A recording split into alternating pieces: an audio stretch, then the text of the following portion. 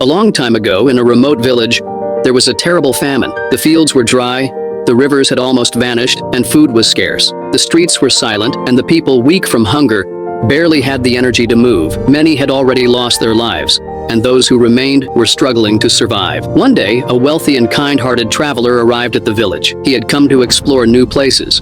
But what he saw left him shocked. The suffering of the villagers filled his heart with sorrow. As he walked through the deserted streets, he noticed a young boy approaching him. The boy, with his thin frame and hollow eyes, looked up at him and said, "Sir, could you please give me some money?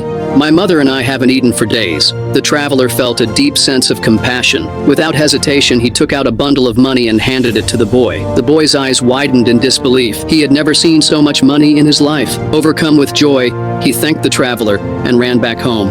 Years passed. One day, the traveler decided to visit the village again. As he entered, he was astonished to see the transformation. The once lifeless village was now thriving. People were smiling, shops lined the streets, and fresh fruits and vegetables were being sold in abundance. The air, once filled with sorrow, now carried the lively chatter of a prosperous community. Suddenly, a well-dressed young man approached him and touched his feet as a sign of respect. The traveler was surprised and asked, "Who are you?" The young man smiled and said, "Sir, I am the boy you helped years ago. With the money you gave me, I bought some fruits and started selling them. Slowly, I saved enough to open my own shop. Over time, others in the village saw my success and started their own businesses. Your kindness didn't just help me, it changed our entire village." The traveler's eyes filled with tears of happiness.